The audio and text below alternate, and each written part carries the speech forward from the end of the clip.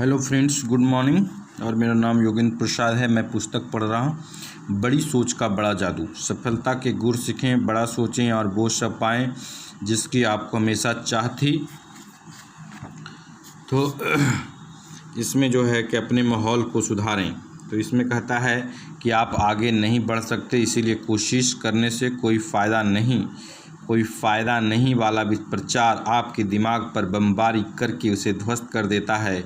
और इसका परिणाम यह होता है कि ज़्यादातर लोगों को 3 समूहों में बांटा जा सकता है। पहला समूह जिन्होंने पूरी तरह घुटने टेक दिए हैं। ज़्यादातर लोग अंदर से यह मान चुके हैं कि उनके पास आवश्यक योग्यता नहीं है।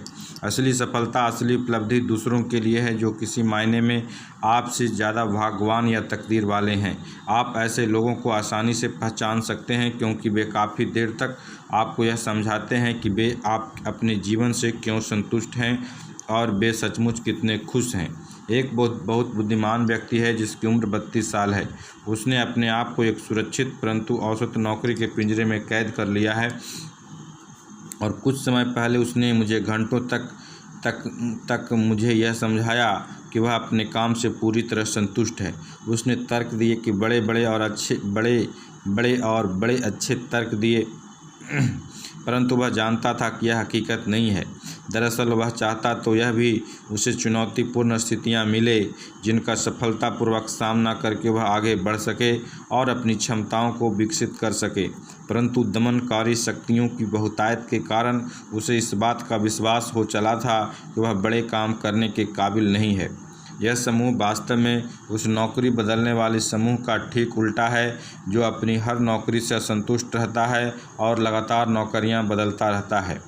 अपने आप को किसी खोल में बंद कर लेना, जिसे एक ऐसी कब्र कहा गया है जिसके दोनों सिर खुले हुए हैं, भी उतना ही बुरा हो सकता है जितना कि बिना लक्ष्य के इधर उधर भटकना।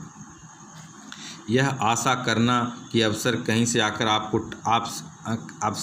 से आकर आपसे टकरा जाएगा। दूसरा समूह वे लोग जिन्होंने आंशिक रूप से समर्पण किया है, परंतु दूसरा कुछ छोटा समूह वयस्क जीवन में जब प्रवेश करता है तो उसे सफलता की काफ़ी आशा होती है। ऐसे लोग अपने आप को तैयार करते हैं, वे मेहनत करते हैं, वे योजना बनाते हैं, परंतु 1 या 2 दशक बाद उनकी प्रेरणा की आग जमाने की नकारात्मक हवाओं से बूझने लगती हैं। ऊंचे पदों के लिए प्रतियोगिता करने का उनका उत्साह ठंडा पड़ने लगता है। यह समूह तब फैसला करता है कि महान सफलता उनकी पहुंच के बाहर है। वे यह तर्क देते हैं कि हम औसत व्यक्ति से ज़्यादा कमा रहे हैं और हम औसत व्यक्ति से बेहतर जिंदगी गुजार रहे हैं। हम हमेशा कोल्हू के बैल की तरह क्यों जूते रहें। वास्तव में इस समूह ने भी अपने भीतर कुछ डर बिठा लिए हैं। असफलता का डर, सामाजिक निंदा का डर, असुरक्षा का डर जो है उसे खो देने का डर। ये लोग संतुष्ट नहीं होते क्योंकि अंदर से वे जानते हैं कि उन्होंने समर्पण कर दिया है। इस समूह में कोई प्रतिभाशाली बुद्धिमान लोग होते हैं जो जिंदगी की राह में सिर्फ इसलिए घिसटते हुए चलते हैं क्योंकि वे खड़े होकर दौड़ने से डरते हैं। तीसरा समूह वे लोग जिन्होंने कभी समर्पण नहीं किया। यह समूह जिसमें शायद 2 या 3% लोग ही आते होंगे। अपने दिमाग में निराशा को कभी हावी नहीं होने देना। ऐसा व्यक्ति दमनकारी शक्तियों के सामने समर्पण नहीं करता। वह घुटनों के बल चलने में विश्वास नहीं करता। इसके बजाय ये लोग सफलता की सांस लेते हैं, सफलता का जीवन जीते हैं। यह समूह सबसे सुखी होता है क्योंकि इसकी उपलब्धियां सबसे ज़्यादा होती हैं। ये लोग चोटी के सेल्समैन, एग्जीक्यूटिव और हर क्षेत्र के लीडर बन जाते हैं। इन्हें अपना जीवन रोमांचक, प्रेरक, बहुमूल्य और महत्वपूर्ण लगता है। यह लोग हर नए दिन का स्वागत करते हैं, दूसरे लोगों के साथ उत्साह से मिलते हैं और हर दिन का पूरी तरह आनंद उठाते हैं।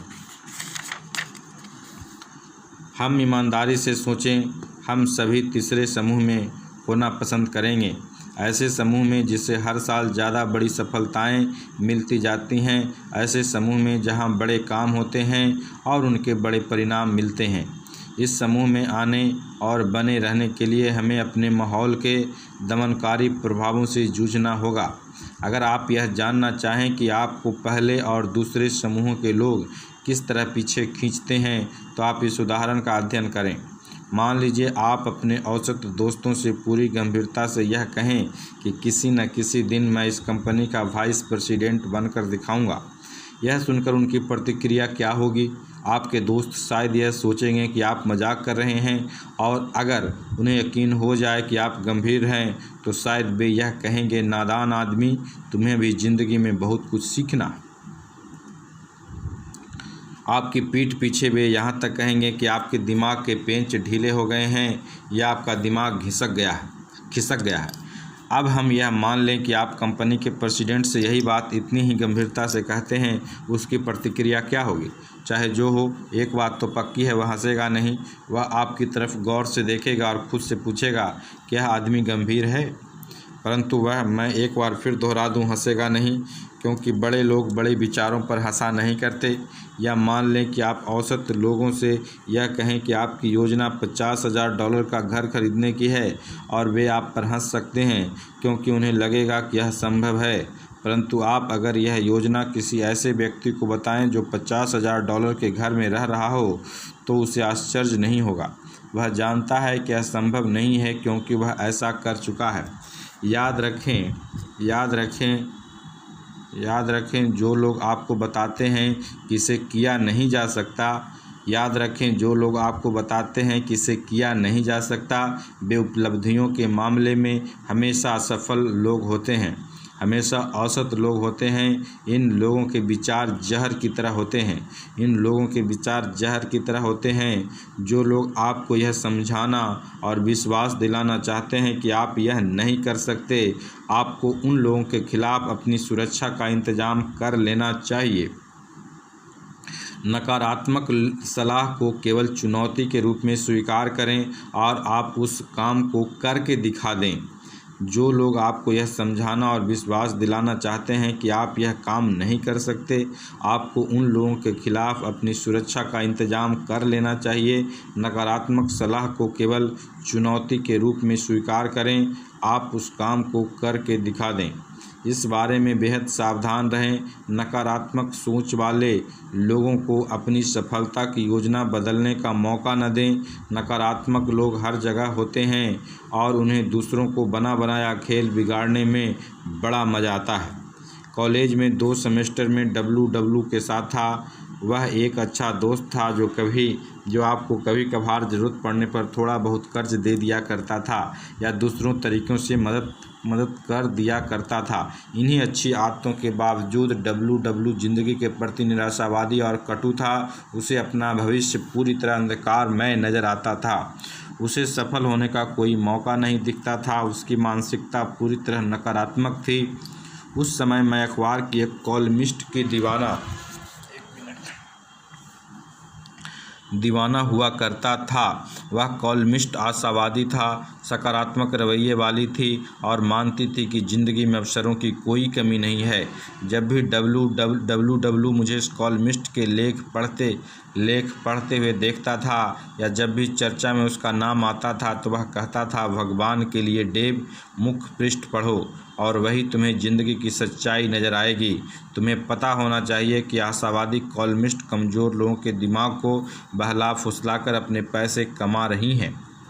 जब भी हमारी चर्चा ज़िंदगी में सफलता हासिल करने के बारे में हुआ करती थी तो डब्लू पैसा कमाने का अपना फार्मूला बताता था। उसके शब्दों में फार्मूला था, डेव, पैसा कमाने के आजकल 3 रास्ते हैं। पहला, अमीर औरत से शादी कर लो। दूसरा, अच्छे साफ सुथरे ढंग से कानूनी तरीके से धोखा दो। और तीसरा यह कि सही लोगों से जान पहचान कर लो जिनकी अच्छी पकड़ हो। डब्लू हमेशा अपने फार्मूले को सही साबित करने के लिए ढेरों उदाहरण दिया करता था और मुख्य पृष्ठ पर छवि खबरों का हवाला देते हुए वह बताता था कि हजारों लेबर लीडर्स में एक लीडर ने अपनी यूनियन के पैसे का गबन किया और अप्पू चक्कर हो गया।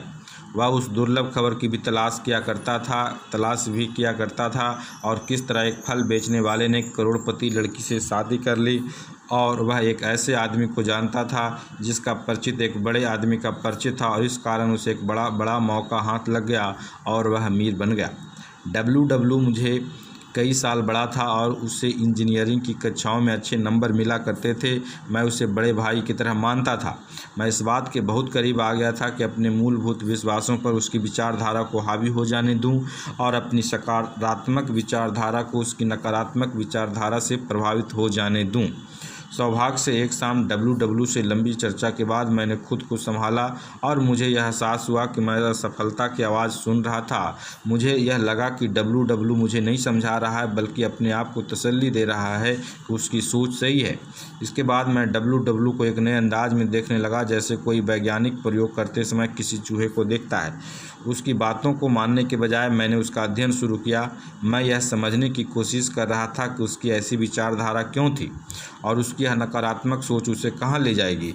मैंने अपने नकारात्मक दोस्त को एक व्यक्तिगत प्रयोग में बदल दिया। मैं WW से 11 साल से नहीं मिला, परंतु मेरा दोस्त उससे कुछ महीने पहले ही मिला था। WW वाशिंगटन में एक कम तनख्वाह वाली ड्राफ्टमैन है। मैंने अपने मित्र से पूछा कि क्या WW में कोई बदलाव आया है। नहीं, अगर कोई बदलाव आया है तो सिर्फ यही कि वह पहले से ज़्यादा नकारात्मक हो गया है। वह ज़िंदगी में बहुत सारी कठिनाइयाँ झेल रहा है। उसके 4 बच्चे हैं, उसकी कम तनख्वाह है, उनका ठीक से गुजारा नहीं हो पाता। WW में इतना दिमाग है कि वह इससे 5 गुना ज़्यादा कमा सकता है, परंतु उसे यह नहीं मालूम कि इस दिमाग का किस तरह उपयोग किया जाए। नकारात्मक लोग हर जगह होते हैं। कुछ नकारात्मक लोग, जैसा मेरा दोस्त WW था, दिल के साफ होते हैं और आपका भला करना चाहते हैं, परंतु कई नकारात्मक लोग आपसे जलते हैं। चूँकि वे खुद ज़िंदगी की दौड़ में पीछे रह गए हैं, इसीलिए वे आपको भी गिराना चाहते हैं। वे खुद को अयोग्य समझते हैं, इसीलिए वे आपको भी अपनी तरह अयोग्य और औसत बनाना चाहते हैं। बेहद सावधान रहें, नकारात्मक लोगों का अध्ययन करें, उन्हें अपनी सफलता की योजना नष्ट न करने दें। एक युवा कर्मचारी ने मुझे बताया कि उसने अपना डिपार्टमेंट बदल लिया है। उसने कहा, हमारे डिपार्टमेंट का एक आदमी सुबह शाम हमारी कंपनी की बुराई किया करता था। चाहे मैनेजमेंट कुछ भी करे, वह उसमें बुराई ढूंढ ही लेता था। वह सुपरवाइज़र से लेकर मालिक तक हर एक के बारे में नकारात्मक सोच रखता था और नकारात्मक बातें कहता था। हम जो माल बेचते थे वह उसकी नज़र में घटिया था।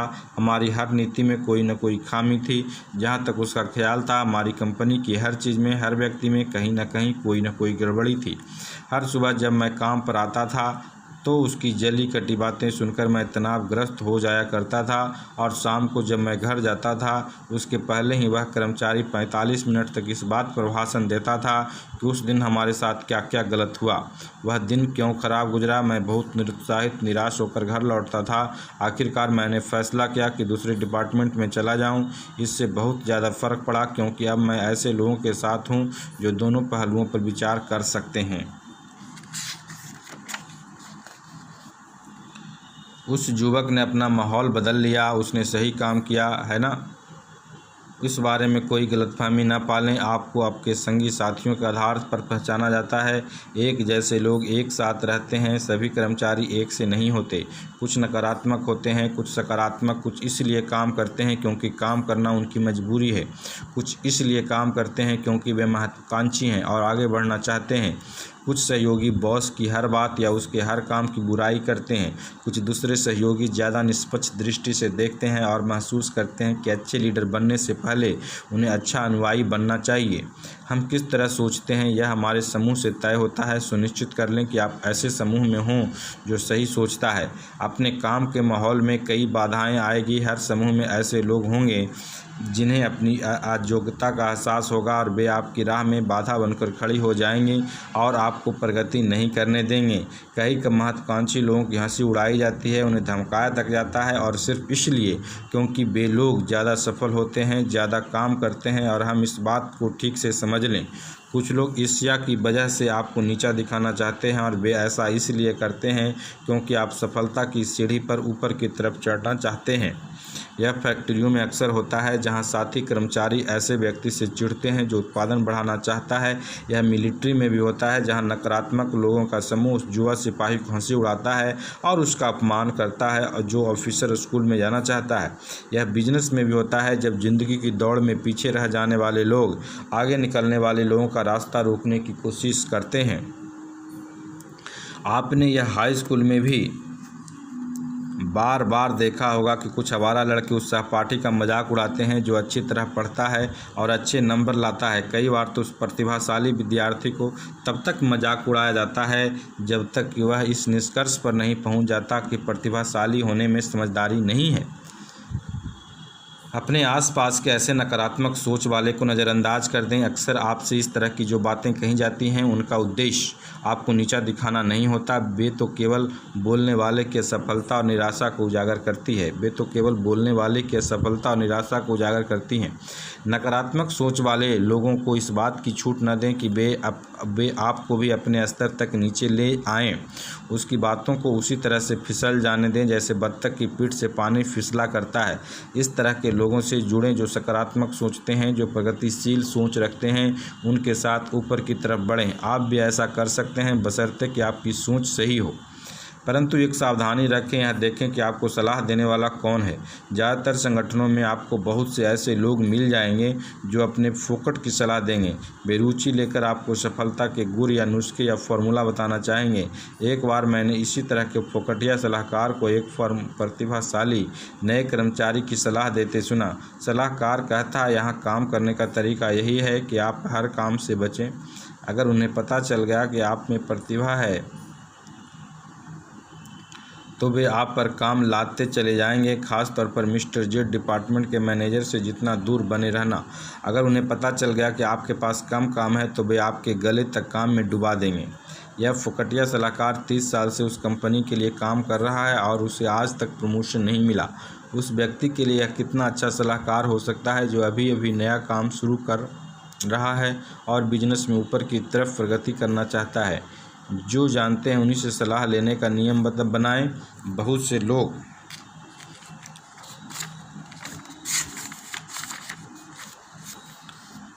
लोग यह सोचते हैं कि सफल लोगों से मिलना आसान नहीं होता। यह बात गलत है। सच तो यह है कि इनसे मिलना मुश्किल नहीं होता। देखने में यह आता है कि जो व्यक्ति जितना ज़्यादा सफल होगा वह उतना ही विनम्र होगा, दूसरों की मदद करने के लिए तैयार रहता है। चूँकि ऐसे लोग अपने काम और सफलता में सचमुच रुचि लेते हैं, इसीलिए वे यह देखना चाहते हैं कि हर काम सफलतापूर्वक हो और जब वे रिटायर हों तो उनका उत्तराधिकारी इतना काबिल हो कि वे हर काम सफलतापूर्वक कर सकें। उन लोगों से मिलना मुश्किल होता है जो भविष्य में बड़ा बनने के सपने देखने वाले लोग होते हैं।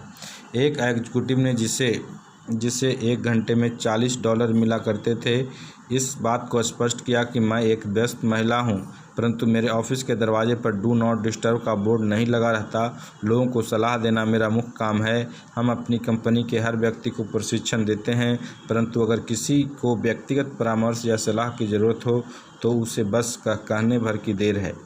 मैं अपने यहाँ आने वाले की हर समस्या सुनने के लिए तैयार हूँ, चाहे वह समस्या कंपनी से संबंधित हो या व्यक्तिगत। वह व्यक्तिगत के अपनी नौकरी के बारे में ज़्यादा जानना चाहता है और काम करने के ज़्यादा अच्छे तरीका सीखना चाहता है। उसकी मदद करना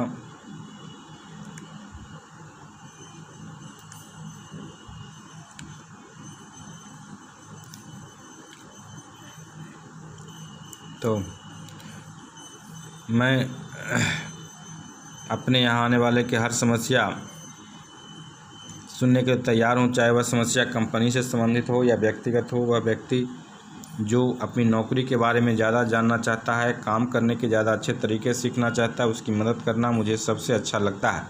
परंतु उसका कहना था कि मुझे ऐसे फालतू लोगों को सलाह देने में समय बर्बाद करना पसंद नहीं है जो गंभीरता से सलाह नहीं ले रहे हों। जब आपके पास सवाल हों तो फर्स्ट क्लास बने। असफल व्यक्ति से सलाह लेना उसी तरह की बात है जैसे नीम हकीम से कैंसर का इलाज पूछना।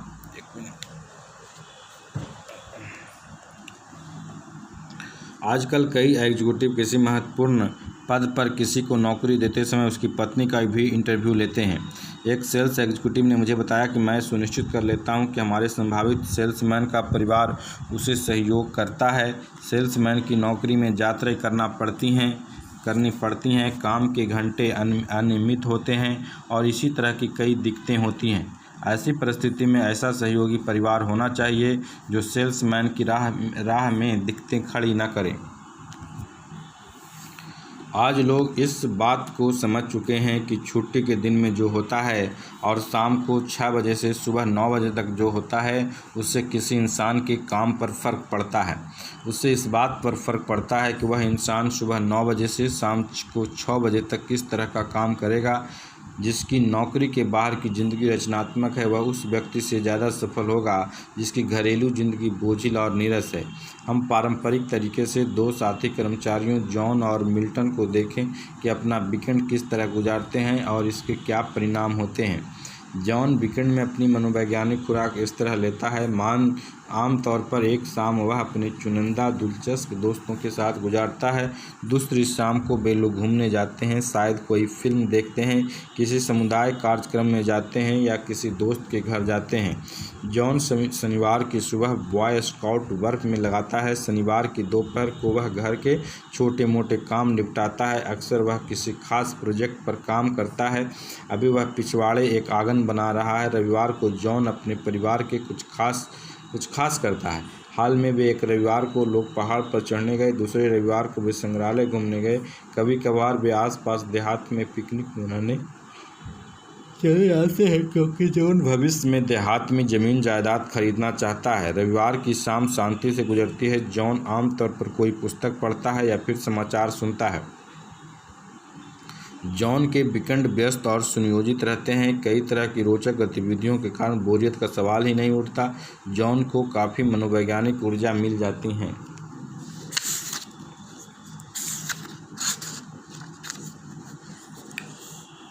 तो कहता है कि मिल्टन की मनोवैज्ञानिक खुराक जॉन की तुलना में कम संतुलित है। उसके वीकेंड की कोई योजना नहीं होती। मिल्टन आमतौर पर शुक्रवार को रात को थका हुआ होता है, परंतु वह अपनी पत्नी से औपचारिकतावश पूछ लेता है, कुछ करने का इरादा तो नहीं है, परंतु योजना वहीं पर ख़त्म हो जाती है। मिल्टन और उसकी पत्नी कभी कभार ही कहीं आते जाते हैं। मिल्टन शनिवार की सुबह देर तक सोता है और बाकी दिन किसी न किसी तरह के काम में उलझा रहता है। शनिवार की रात को मिल्टन और उसका परिवार सामान्यतः फिल्म देखने जाता है और टीवी देखता है, और करने के लिए है ही क्या। मिल्टन रविवार की सुबह को ज़्यादातर हिस्सा बिस्तर में ही गुजारता है। रविवार को दोपहर वे लोग बिल और मैरी के पास के यहाँ आ जाते हैं, फिर मैरी और बिल उनके यहाँ आ जाते हैं। बिल और मैरी ही ऐसे इकलौती दंपत्ति हैं जिनके यहाँ मिल्टन और उसकी पत्नी नियमित रूप से आते जाते हैं। मिल्टन का पूरा वीकेंड बोरियत भरा होता है। रविवार की रात तक पूरे परिवार में तनाव सा छा जाता है। उनमें कोई लड़ाई झगड़ा तो नहीं होता, परंतु घंटों का मनोवैज्ञानिक युद्ध चलता रहता है। मिल्टन का वीकेंड बोझिल, निराशाजनक, बोरियत भरा होता है। मिल्टन का कोई मनोवैज्ञानिक ऊर्जा नहीं मिलती। अब इन घरेलू माहौलों को जॉन और मिल्टन पर क्या असर होगा? कुछ सप्ताह में तो शायद इसका असर हमें नज़र नहीं आएगा, लेकिन अगर यही सिलसिला महीनों या सालों तक चलता रहेगा तो उसका नज़र साफ आएगा। जॉन के माहौल से उसे ताजगी मिलती है, ऊर्जा मिलती है, नए नए विचार मिलते हैं, उसकी सोच व्यापक होती है। वह उस एथलीट की तरह है जो विटामिन की गोलियां खा रहा। मिल्टन का माहौल ऐसा है कि उसे मनोवैज्ञानिक रूप से भूखा रह रहा है। उसका सोचने का यंत्र खराब हो चुका है। वह उस एथलीट की तरह है जिसे कैडी और बियर दी जा रही है। जॉन और मिल्टन आज ही एक स्तर पर हो सकते हैं, परंतु आगे आने वाले सालों में दोनों के बीच का फासला बढ़ता जाएगा। जॉन मिल्टन की तुलना में काफ़ी आगे निकल जाएगा। मजाकिया लोग कहेंगे शायद इसलिए कि जॉन मिल्टन से ज़्यादा दम है, परंतु बात यह नहीं है। बात यह है कि इन दोनों के दिमाग को इनके माहौल ने जो मनोवैज्ञानिक खुराक दी है उसका असर इनकी नौकरियों पर तो होना ही है। कहता है हर किसान जानता है कि अगर वह खेत में खाद डालेगा तो फसल ज़्यादा होगी। अगर हम बेहतर परिणाम चाहते हैं तो हमारी सोच को अतिरिक्त पोषण की ज़रूरत होती है। मेरी पत्नी और मैं पिछले महीने एक डिपार्टमेंट स्टोर की मालिक की पार्टी में गई। मेरी पत्नी और मैं उससे बातें करने के लिए थोड़ा रुक गए, जबकि बाकी लोग वहाँ से चल दिए। मैंने स्टोर के मालिक से पूछा, शाम से ही मैं आपसे यह सवाल पूछना चाहता था कि आपने हम लोगों को इस पार्टी में क्यों बुलाया। मैंने उम्मीद की थी कि वहाँ पर आपके प्रोफेशन से संबंधित लोग होंगे, परंतु आपके अतिथि तो अलग अलग व्यवसाय से संबंधित थे। कोई लेखक था, कोई डॉक्टर था, कोई इंजीनियर था, कोई अकाउंटेंट था, कोई टीचर था। वह मुस्कुराया। हम अक्सर अपने प्रोफेशन के लोगों को पार्टी देते हैं, परंतु हेलेन और मैं यह भी पसंद करते हैं कि हम ऐसे लोगों से भी मिलें जिनका प्रोफेशन अलग है। मुझे लगता है कि अगर हम केवल अपने ही व्यवसाय के लोगों से मिले जुलेंगे तो हमारी मानसिकता संकुचित हो जाएगी। इसके अलावा उसने आगे कहा कि मेरा बिजनेस लोगों से जुड़ा बिजनेस है। हर दिन हर प्रोफेशन के हज़ारों लोग मेरे स्टोर से सामान खरीदते हैं। दूसरे लोगों के बारे में मैं जितना ज़्यादा जानूंगा, उनके विचार, उनकी रुचियां, उनका दृष्टिकोण मुझे उतना ही ज़्यादा फ़ायदा होगा, क्योंकि मैं उन्हीं की तरह सेवा और सामान पाऊंगा जो वे चाहते हैं। कुछ नियमों को पालन करने पर आप भी अपने सामाजिक माहौल को फर्स्ट क्लास बना सकते हैं। नए समूह में आए जाएं। अपनी सामाजिक गतिविधियों को किसी छोटे समूह में सीमित रखने से बोरियत और असंतुष्ट होती हैं। साथ ही यह भी महत्वपूर्ण है कि सफलता के लिए लोगों को समझना जरूरी होता है और हर तरह के लोगों के बारे में जानें, उनसे सीखें और उनका अध्ययन करें। केवल एक समूह का अध्ययन करके लोगों के बारे में जानकारी हासिल करने के विचार उसी तरह का है।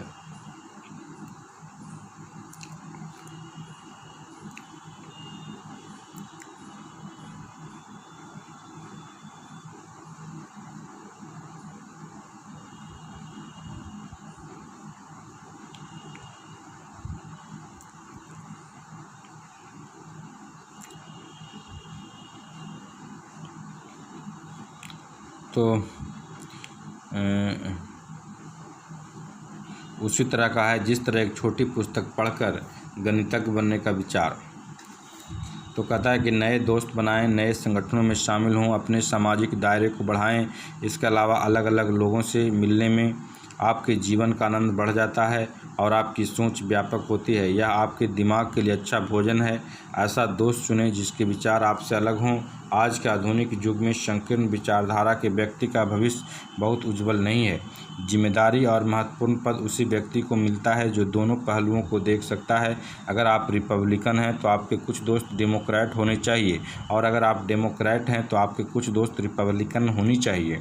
दूसरे धर्म के लोगों से मिलें, उनके विपरीत स्वभाव के लोगों से दोस्ती करें, परंतु इस बात को सुनिश्चित कर लें कि उसकी मानसिकता भी प्रगतिशील हो, उनमें भी सफलता की चाह हो। ऐसे दोस्त चुनें जो छोटी महत्वहीन बातों से ऊपर उठ सकते हैं, जो लोग आपके विचारों और आपकी चर्चा के बजाय आपके घर के सामान और सजावट में रुचि लेते हैं। यह छोटी मानसिकता के लोग होते हैं। अपने मनोवैज्ञानिक माहौल की रक्षा करें।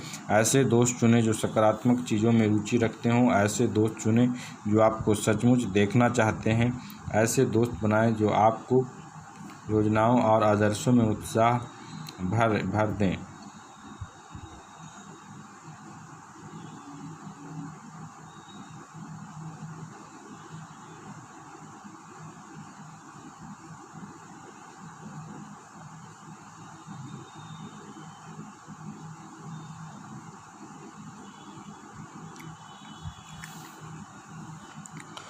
तो ऐसे दोस्त चुनें जिनका विचार आपसे अलग हो।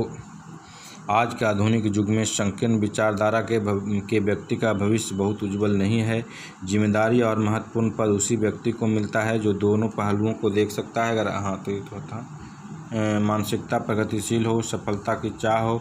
ऐसे दोस्त चुनें जो छोटी महत्वहीन बातों से ऊपर उठ सकते हों, जो लोग आपके विचारों और आपके चर्चा के बजाय आपके घर के सामान और सजावट में रुचि लेते हों। वे छोटी मानसिकता के लोग होते हैं। अपने मनोवैज्ञानिक माहौल की रक्षा करें। ऐसे दोस्त चुनें जो सकारात्मक चीज़ों में रुचि रखते हों। ऐसे दोस्त चुनें जो सचमुच सफल देखना चाहते हैं। ऐसे दोस्त बनाएं जो आपकी योजनाओं और आदर्शों में उत्साह भर दें। अगर आप ऐसा नहीं करते, अगर आप घटिया सोच वालों को अपना सबसे अच्छा पक्का दोस्त बना लेते हैं, तो आप धीरे धीरे एक घटिया चिंतक में बदल जाएंगे।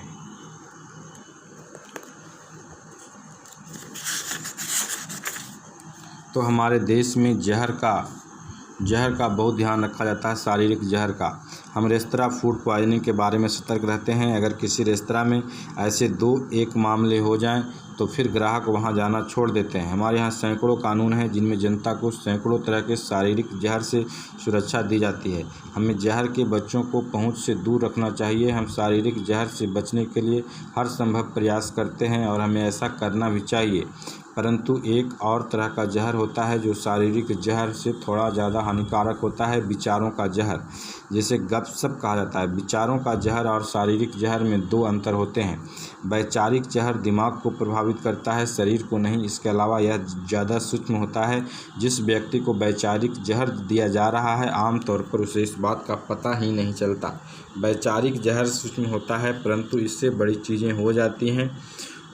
यह हमारी सोच का आकार घटाता है क्योंकि हम अपनी सोच को छोटी और महत्वहीन बातों को केंद्रित करने लगते हैं। यह लोगों के बारे में हमारी सोच को उथला और घटिया कर देता है क्योंकि इससे तथ्यों को तोड़ मरोड़ कर पेश किया जाता है और यह इसमें अपराध बोध भी पैदा कर देता है और तब साफ दिखाई देता है जब उस व्यक्ति के सामने आते हैं जिसके बारे में गपशप की जा रही हों। वैचारिक जहर में सही सोच 0% होती है और 100% गलत सोच होती है।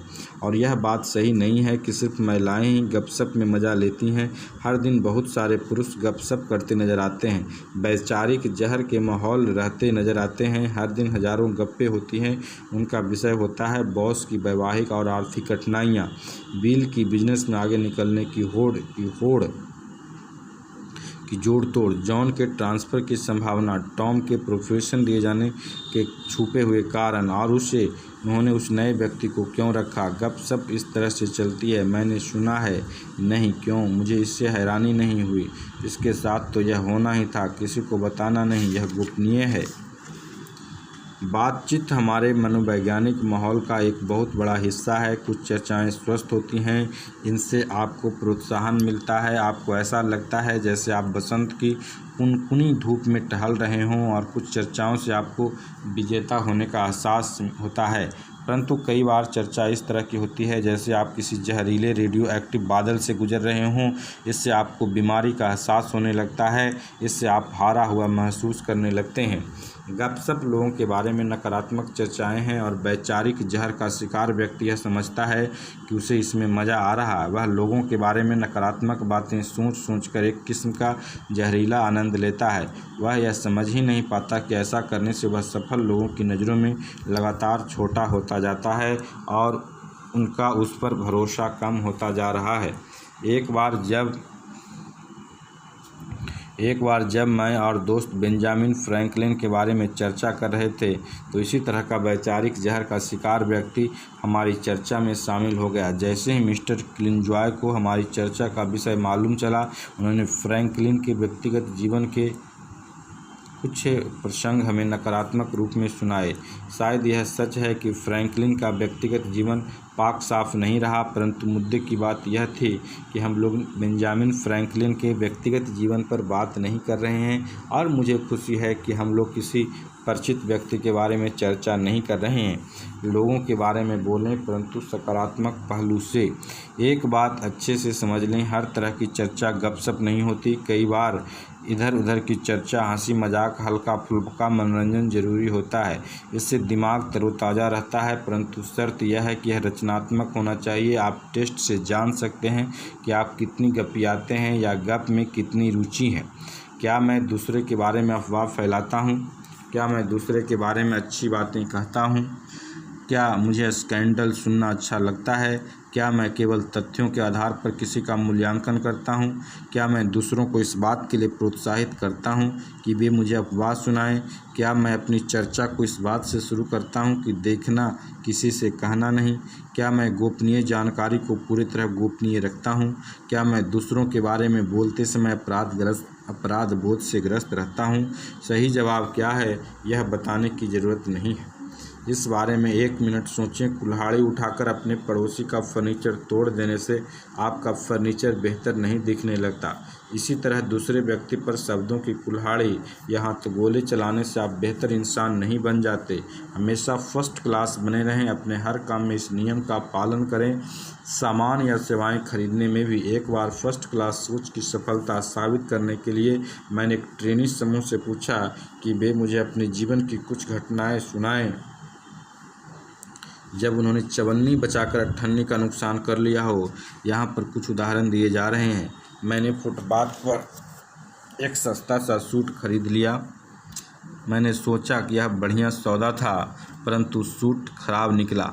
मेरी कार में रिपेयरिंग होनी थी। मैं इसे एक सस्ते में गैरेज में ले गया जो ऑथराइज डीलर से $25 कम में रिपेयरिंग करने के लिए तैयार हो गया, परंतु मेरी कार जल्दी से फिर से ख़राब हो गई। अब यह गैरेज वाला यह मानने को तैयार नहीं कि गलती उसकी है। महीनों तक मैंने पैसे बचाने के लिए घटिया होटल में खाना खाया। जगह साफ़ सुथरी नहीं थी, खाना भी अच्छा नहीं था। सर्विस उसे सर्विस कहना ही मूर्खता होगा। ग्राहक भी थर्ड क्लास आते थे। एक दिन मेरा एक दोस्त ज़बरदस्ती मुझे एक बढ़िया रेस्तरां में ले गया। उसने लंच का ऑर्डर दिया और मैंने भी। मुझे जो मिला उससे मैं हैरान हो गया। बढ़िया खाना, बढ़िया सर्विस, बढ़िया माहौल और पैसे भी थोड़े से ही ज़्यादा लगे। इस घटना से मैंने एक बड़ा सबक सीखा। ऐसे और भी कई प्रसंग सुनाए। एक व्यक्ति ने कहा कि उसे एक बार्गेन अकाउंटेंट का उपयोग किया जिसके कारण वह टैक्स के झंझट में फंस गया। दूसरे व्यक्ति ने बताया कि वह एक सस्ते डॉक्टर के पास चला गया था जिसने उसे गलत बीमारी बता दी। कई और लोगों ने बताया कि किस तरह सस्ते के चक्कर में घर की सस्ती मरम्मत, सस्ते होटल और बाकी सस्ते सामान में उन्होंने चोट खाई थी। मैंने कई बार लोगों को यह कहते सुना है कि परंतु मैं फ़र्स्ट क्लास सामान कैसे खरीद सकता हूँ। इसका सीधा सा जवाब है, आप इसके अलावा कोई दूसरा सामान किस तरह खरीद सकते हैं? लंबे समय में अच्छा माल खरीदना हमेशा सस्ता पड़ता है। इसके अलावा ढेर सारी घटिया चीज़ें होने से बेहतर है कि आपके पास कम चीज़ें हों पर अच्छी हों। 3 जोड़ी घटिया जूते होने से एक जोड़ी बढ़िया जूते हमेशा बेहतर है। लोग क्वालिटी के हिसाब से आपका मूल्यांकन करते हैं, चाहे वे अवचेतन में ऐसा करते हों। क्वालिटी का ध्यान रखें, जिससे फ़ायदा होता है, इससे ज़्यादा खर्च भी नहीं होता। ज़्यादातर समय फर्स्ट क्लास बनने में सेकंड क्लास की तुलना में कम पैसा लगता है। सफलता का माहौल कैसे तैयार करें? माहौल के प्रति सचेत बनें। जिस तरह अच्छा भोजन शरीर को शक्ति देता है, उसी तरह अच्छे विचार आपके मस्तिष्क को शक्ति देते हैं। अपने माहौल को अपना सहयोगी बनाएं, अपना विरोधी नहीं। दमनकारी शक्तियों, नकारात्मक लोगों और आप ऐसा नहीं कर सकते कहने वाले लोगों को अपना हौसला पस्त न करने दें। छोटी सोच वाले लोगों के चक्कर में ना आएं। ईर्ष्यालु लोग तो चाहते हैं कि आप आगे न बढ़ पाएं, उन्हें खुश होने का मौका न दें। सफल लोगों से सलाह लें, आपका भविष्य महत्वपूर्ण है। फोकटिया सलाहकार से सलाह लेने का जोखिम न लें, क्योंकि अक्सर यह देखा गया है कि असफल लोग ही फोकटिया सलाहकार होते हैं। बहुत सी मनोवैज्ञानिक ऊर्जा हासिल करें, नए समूह में आए जाएं, करने के लिए नए और प्रेरक काम खोजें। अपने माहौल से विचार जहर को दूर रखें, गपशप से पर निंदा से बचें। अपने माहौल से वैचारिक जहर को दूर रखें, गपशप से पर निंदा से बचें। लोगों के बारे में बात करें, परंतु सकारात्मक पहलू से। अपने हर काम में फर्स्ट क्लास रहें। आप दूसरे किसी तरीके से काम करने का जोखिम नहीं उठा सकते। Okay, thanks, bye bye, Tata.